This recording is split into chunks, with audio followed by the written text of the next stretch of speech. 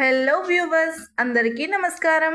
మార్చి 8న మహాశివరాత్రి రాబోతుంది. మాఘ బహుళ చతుర్దశి రోజున మహాశివరాత్రి పండుగని చేసుకుంటూ ఉంటారు.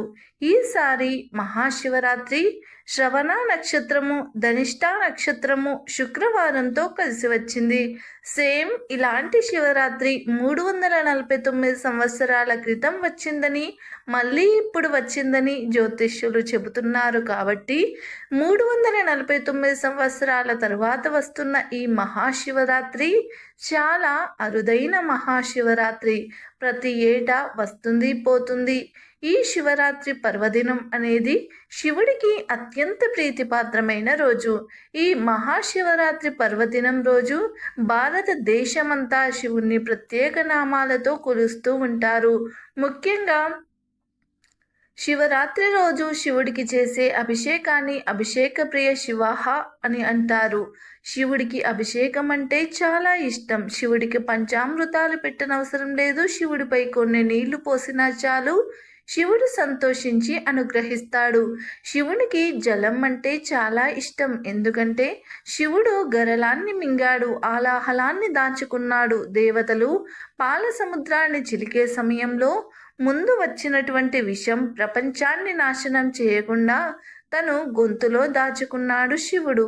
కానీ అది కంఠం దిగిపోకుండా, కిందికి పోకుండా, పైకి రాకుండా కంఠంలోనే ఉండటం వల్ల చాలా వేడి పుట్టింది. ఆ వేడిని తగ్గించడం కోసమే అభిషేకం చేస్తారు.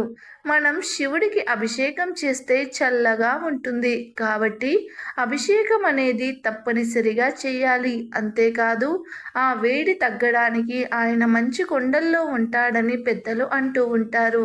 ఎవరైతే శివుడికి అభిషేకం చేస్తారో వారిని శివుడు కుమారస్వామిని ప్రేమించినంతగా ప్రేమిస్తాడు. శంకరుడు అంటే అందరికీ శుభాలు కలిగించేవాడని అర్థం.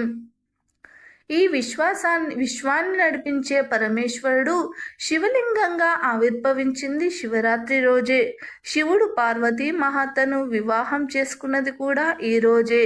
విశ్వ రక్షణ కోసం ఆలాహలాన్ని తీసుకుని తన కంఠంలో దాచుకుని శివుణ్ణి నీలకంఠుడిగా మారింది కూడా ఈ పర్వదినం నాడే. అందుకే శివరాత్రి రోజు గరళం వల్ల ఆయనకు కలిగే మంట నుంచి ఉపశమనాన్ని కలిగించడం కోసం శివలింగానికి అభిషేకాలు నిర్వహించి ఉపవాస దీక్ష చేయాలని పురాణాలు చెబుతున్నాయి. అయితే శివుడికి ఎంతో ఇష్టమైన ఈ శివరాత్రిలోపు లేదా శివరాత్రి రోజు పూజా గదిలో ఈ 2 వస్తువులను పెడితే అంతులేని ఐశ్వర్యం వస్తుంది. మీకు ఉన్న కష్టాలన్నీ పోతాయి. మళ్ళీ సంవత్సరం వరకు మీకు ధనానికి లోటు రాకుండా ఉంటుంది. శివుడి అనుగ్రహంతో సకల ఐశ్వర్యాలు సిద్ధిస్తాయి. మీరు పట్టిందల్లా బంగారం అవుతుందని పెద్దలు చెప్తున్నారు. మరి శివరాత్రిలోపు పూజా గదిలో పెట్టవలసిన ఆ 2 వస్తువులు ఏమిటో ఇప్పుడు మనం ఈ వీడియోలో వివరంగా తెలుసుకుందాం. ఫ్రెండ్స్, ఫస్ట్ అయితే ఈ వీడియోకి ఒక లైక్ కొట్టి మా ఛానల్ని సబ్స్క్రైబ్ చేసుకోవడం మర్చిపోవద్దు. ఇంట్లో ఉండే దేవాలయం, పూజా గది మన మనసును దేవుడిపై లగ్నం చేసుకునేందుకు, మనసును ప్రశాంతంగా ఉంచుకోవడానికి, దేవుడిని పూజించుకోవడానికి ఏర్పాటు చేసుకునే గదే పూజా గది. పూజా గదిని ఇంట్లోని అన్ని గదుల్లోకెల్లా పవిత్రంగా భావిస్తారు, పవిత్రంగా ఉంచుకుంటారు. ఇక శివరాత్రిలోపు లేదా శివరాత్రి రోజు పూజా గదిలో 2 వస్తువులను తెచ్చి పెట్టుకుంటే శివుడి అనుగ్రహంతో సకల ఐశ్వర్యాలు సిద్ధిస్తాయని పెద్దలు చెప్తున్నారు. ఇక ఆ వస్తువులలో మొదటి వస్తువు ఏమిటంటే గోవు బొమ్మ. శివరాత్రి రోజు లేదా శివరాత్రిలోపు ఒక గోవు బొమ్మను తెచ్చి పూజా గదిలో పెట్టుకుంటే సకల ఐశ్వర్యాలు సిద్ధిస్తాయి. గోవు అంటే లక్ష్మీ స్వరూపము. గోవులో సకల దేవతలు కొలువై ఉంటారు. గోవును మన సాంప్రదాయంలో ఒక తల్లిగా కొలుస్తూ ఉంటారు. అందుకే గోవును గోమాత అని పిలుస్తూ ఉంటారు. గోవు బొమ్మను పూజా గదిలో పెడితే చాలా రకాలుగా మంచి జరుగుతుందని శాస్త్రం చెప్తుంది. కనుక శివరాత్రిలోపు లేదా శివరాత్రి రోజు ఒక గోవు బొమ్మను తెచ్చి పూజా గదిలో పెట్టండి. ఇలా పెడితే పరమేశ్వరుడి యొక్క అనుగ్రహం లభిస్తుంది. కష్టాలు, బాధలు అన్నీ కూడా తొలగిపోతాయి. తరతరాలకు తరగని ఐశ్వర్యం వస్తుంది. ఆల్రెడీ ఇంట్లో గోవు బొమ్మ ఉన్నవారు అవసరం లేదు, లేని వారు మాత్రమే తెచ్చుకుంటే సరిపోతుంది. ఇక రెండవ వస్తువు ఏమిటంటే మజ్జిగ కవ్వం. మహాశివరాత్రిలోపు లేదా మహాశివరాత్రి రోజు ఒక చెక్క మజ్జిగ కవ్వాన్ని తెచ్చి పూజా గదిలో పెట్టుకుంటే తిరుగులేని రాజయోగం పడుతుంది. లక్ష్మీదేవి అనుగ్రహం సిద్ధిస్తుంది. మజ్జిగ కవ్వం అంటే లక్ష్మీదేవి స్వరూపం. మజ్జిగ చిలకడానికి దీనిని వాడుతూ ఉంటారు. ఈ రోజుల్లో చెక్క కవ్వాన్ని ఎవ్వరూ పెద్దగా వాడడం లేదు, కానీ మన పూర్వీకులు దీన్ని బాగా వాడేవారు. మజ్జిగ కవ్వం ఎవరి ఇంట్లో ఉంటే వారి ఇంట్లో లక్ష్మీదేవి నివాసం ఉంటుంది. ఒక మంచి చెక్క కవ్వాన్ని తెచ్చుకొని శివరాత్రి రోజు పూజా గదిలో పెట్టుకుంటే శివుడి అనుగ్రహంతో పట్టిందల్లా బంగారం అవుతుంది. కనుక అందరూ కూడా శివరాత్రికి ఒక మజ్జిగ కవ్వాన్ని తెచ్చి పూజా గదిలో పెట్టండి. ఆ కవ్వాన్ని ప్రతిరోజు తీసి దానితో మజ్జిగ చిలకరించి తర్వాత కడిగి ఆ కవ్వాన్ని పూజా గదిలో పెట్టేయండి. ఇలా చేస్తే చక్కని ఆరోగ్యము ఐశ్వర్యము సిద్ధిస్తాయి. కనుక శివరాత్రికి ఈ రెండు వస్తువులను తెచ్చుకొని పూజా గదిలో పెట్టుకుని శివుని అనుగ్రహంతో అష్టైశ్వర్యాలను పొంది ఆనందంగా జీవించండి. శివరాత్రి అంటేనే అన్ని పండుగలకు విభిన్నమైనది. అన్ని పండుగలు ప్రొద్దున చేసుకుంటే ఈ పండుగను రాత్రి, అంతేకాదు అర్ధరాత్రి చేస్తారు. అంతేకాదు 4 జాములు, అదే రండి యామ పూజ చేస్తారు. యామ పూజలు అంటే జాము మహారాత్రి శివ రోజు రాత్రి ప్రతి యామంలోనూ శివుడికి అభిషేకం చేయాలి. ఈరోజు ఆలయాలలో 4 యామాల ప్రత్యేక పూజ జరుగుతుంది. ఈరోజు ఏమీ చేయకపోయినా యామ పూజ చేస్తే చాలు, శివుని అనుగ్రహం కలుగుతుంది. దేవాలయంలో ప్రతి యామం పూజకు నిర్దిష్టమైన అభిషేకం చేస్తారు. అలాగే నిర్ణీత నైవేద్యంతో పాటు పారాయణం కొనసాగిస్తారు. తొలి యామం పూజలో అభిషేకము అలంకరణ ఉంటాయి. గంధము బిల్వపత్రాలు తామర పువ్వులతో స్వామికి అర్చన చేస్తారు. నైవేద్యంగా పెసర పొంగలి సమర్పిస్తారు. ఋగ్వేదాన్ని పారాయణం చేస్తారు. ఇది తొలియామ పూజలో పాల్గొనే వారికి సకల సౌభాగ్యాలు కలుగుతాయని విశ్వాసం. రెండవ యామం పూజలో మధుపర్కం అంటే చక్కెర పాలు పెరుగు నెయ్యితో అభిషేకం చేస్తారు. ఆ తర్వాత రోజ్ వాటర్ కర్పూరం గంధలేపనంతో అలంకరించి బిల్వ పత్రాలు తులసితో అర్చన గావిస్తారు. నైవేద్యంగా పాయసం సమర్పించి యజుర్వేదాన్ని పారాయణం చేస్తారు. ఈ యామ పూజలో పాల్గొనే వారికి సంతాన ప్రాప్తి కలుగుతుంది. మూడవ యామంలో తేనెతో అభిషేకం చేసి కర్పూర గంధలేపనంతో అలంకరణ చేస్తారు. బిల్వ పత్రాలు మల్లెపూలతో అర్చన, అన్నము నువ్వులు నైవేద్యంగా సమర్పించి సామవేదాన్ని పారాయణం చేస్తారు.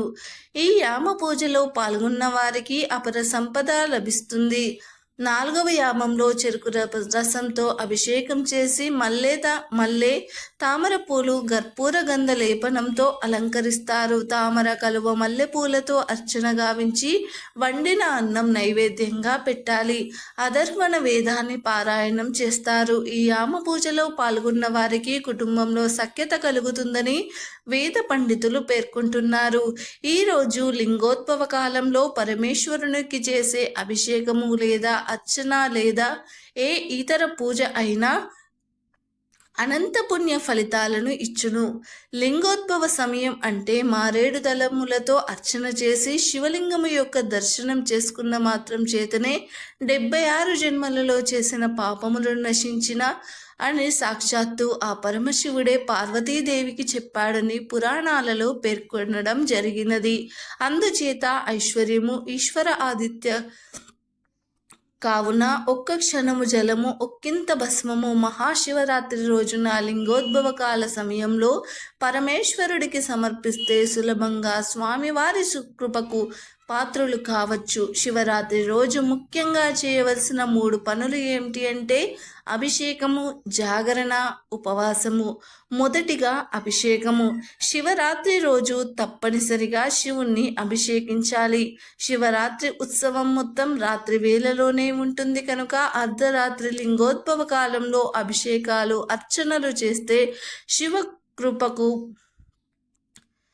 శివకృపకు పాత్రులు కాగలరు. శివుని యొక్క కరుణా కటాక్షాలు పొందుతారు. రెండవది జాగరణ అంటే నిద్రపోకుండా ఉండి మెలకువతో ఉండడం. మెలకువతో అంటూ సినిమాలు చూస్తూ మెలకువగా ఉండకూడదు. శివుని కథలు, శివ జపం చేస్తూ మెలకువగా ఉండాలి. శివరాత్రి జాగారం అంటాము. మూడవది ఉపవాసం. జగదీశ్వర, మహా ఫలితాన్ని ఇచ్చే ఈ శివరాత్రి నాడు నేను చేసే నీ పూజలను నిర్విఘ్నంగా జరిగేలాగా చూడు. ముక్తిని కోరుతూ ఈరోజు ఉపవాసం చేసి మరుసటి రోజున ఒక్క పొద్దు విడిచి భోజనం చేస్తాను అని ఉపవాసం ఉండాలి. మహాశివరాత్రి రోజు జాగరణ చేస్తేనే ఉపవాసానికి ఫలితం ఉంటుంది. ఉపవాసం అంటే ఆహార పానీయాలు తీసుకోకుండా చేయాలి అని చాలామంది ఆకలికి ఆగలేకపోతారు. అలాంటి వారు నీళ్లు, టీ, కాఫీ, ఇతర పండ్ల జ్యూసులు, పండ్లు తీసుకోవచ్చు. మరికొంతమంది అల్పాహారం భుజిస్తారు. తేనె, నిమ్మరసం కలిపిన నీటిని తీసుకుని 2-3 సార్లు తీసుకొని అయినా సరే ఉపవాసం చేయవచ్చు. పూర్వం బ్రహ్మ విష్ణువులు తమలో తాము నేను గొప్ప అంటే నేను గొప్ప అని వాదించుకున్నారు. ఆ వాదునలాట కాస్త వివాదంగా మారింది. అది మరింతగా పెరిగి యుద్ధానికి దారితీసింది. ఆ యుద్ధానికి ఏ లోకాలు దాంతో పరమేశ్వరుడు స్వయంగా రంగంలోకి దిగాలనుకున్నాడు. ఈశ్వర సంకల్పంతో ఒక పెద్ద జ్యోతిర్లింగం బ్రహ్మ విష్ణువుల మధ్య వెలిసింది. బ్రహ్మ విష్ణువులు ఇద్దరు లింగాన్ని సమీపించారు. అప్పటి వరకు వారి మధ్య ఉన్న ఆధిపత్య పోరు తాత్కాలికంగా సద్దుమణిగింది. మహాలింగం వద్ద ఆది తుది తెలుసుకోవాలని ఆసక్తి వారిద్దరికీ కలిగింది. బ్రహ్మ హంస రూపం ధరించి లింగ అగ్రభాగాన్ని చూడడానికి, విష్ణు వరాహ రూపంలో ఆదిని కనుగొనడానికి బయలుదేరాడు. బ్రహ్మకు ఎంతవరకు లింగం అగ్రభాగం కానీ మొదలు కానీ కనిపించలేదు. ఇంతలో లింగం పక్క నుంచి ఒక మొగలి పువ్వు జారి కిందకి రావడం చూసి బ్రహ్మ దాన్ని ఆపి బ్రహ్మకు విష్ణువు నడుమ జరిగిన వాదాన్ని వివరించి సహాయం చేయమని అడిగాడు. ఆవు కనబడితే ఆ ఆవుతో కూడా అదే విషయాన్ని చెప్పి ఆ లింగం యొక్క అగ్రభాగాన్ని చూసినట్టుగా చెప్పమన్నాడు. అది నిజమేనని సాక్ష్యం ఇవ్వమని ప్రాధేయపడ్డాడు. దాంతో ఆవు, మొగలి పువ్వు సాక్షాత్తు సృష్టికర్తయే తమను బ్రతిమాలే సరికి కాదనలేక సరే అంటాయి.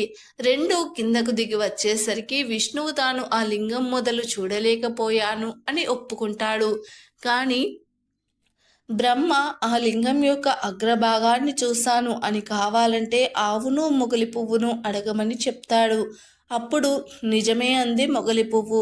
బ్రహ్మదేవుడి మాటను కాదనలేక ఆయన లింగం అగ్రభాగాన్ని చూశాడని ఆవు తలతో చెప్తుంది. కానీ అసత్యం చెప్పడానికి ఇష్టం లేక తోకతో చూడలేదని చెప్తుంది.